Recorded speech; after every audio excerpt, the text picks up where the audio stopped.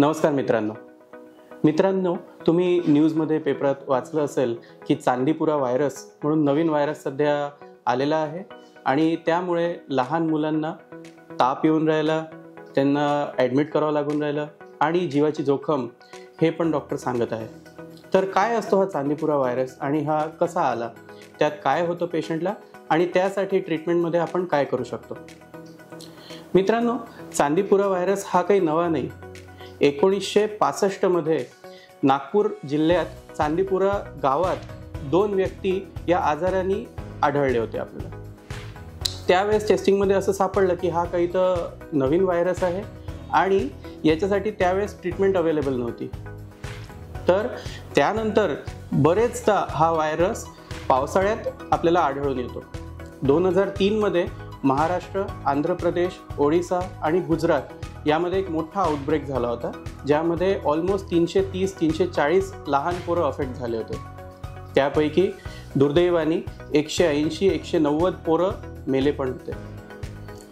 तर या चांदीपुरा व्हायरसमध्ये होतं काय? हा चांदीपुरा व्हायरस जो आहे तो रॅप्डोविरिडी नावाच्या फॅमिलीमधला एक व्हायरस आहे आणि तो एन्केफलायटिस नावाचा रोग करतो, म्हणजे मेंदूचा आजार, मेंदूचा ताप. हा जो रोग आहे हा सँड फ्लाय म्हणजे कॅम्ब्रू फ्लाय ज्याला म्हणतात त्यांनी ट्रान्समिट होतो. याचा प्रसार त्या फ्लायच्या, त्या माशीच्या चावल्याने होतो. तो मच्छरासारखाच दिसतो आणि जनरली पावसाळ्यात तो आढळतो.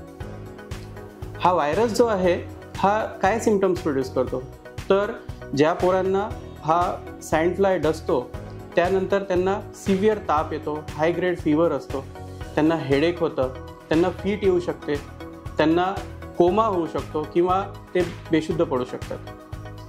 आणि असं म्हणतात की पहिले 48 तास हे क्रिटिकल असतात, त्यात जीवाची जोखम पण असते.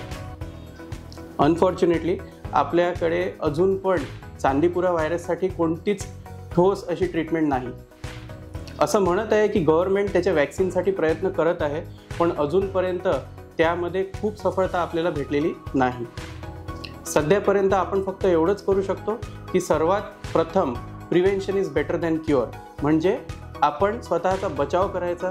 घरी मॉस्किटो नेट्स लावायचे किंवा मॉस्किटो रिपेलंट जे औषधं असतात, मॉर्टिन असतं, या गोष्टींचा वापर करायचा, जेणेकरून आपल्याला ही सँड फ्लाय डसणारच नाही. त्या व्यतिरिक्त जर कोणत्या पोराला हा रोग आढळलाच तर त्याला सपोर्टिव्ह ट्रीटमेंट द्यावं लागते, म्हणजे तापासाठी औषधं, ब्रिदिंग बरोबर असलं पाहिजे, त्यासाठी ऑक्सिजन किंवा सपोर्टिव्ह ट्रीटमेंट, आणि शुगर लेवल्सचा कंट्रोल ठेवायचा आणि ताबडतोब डॉक्टरांना दाखवायचं. एवढंच आपण करू शकतो.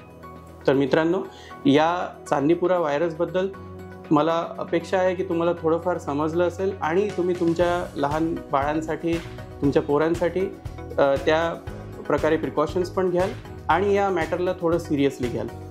यावर्षीसुद्धा जर मी गुजरातची गोष्ट करेल तर भावनगर साईडला तिकडे ऑलमोस्ट 38 पोरांना हा व्हायरस सापडलेला आहे आणि ऑलमोस्ट 28 पोरांचा जीव गेला आहे. तर तुम्ही डेफिनेटली या गोष्टीला सिरियसली घ्या आणि स्वतःचा यापासून बचाव करा. धन्यवाद.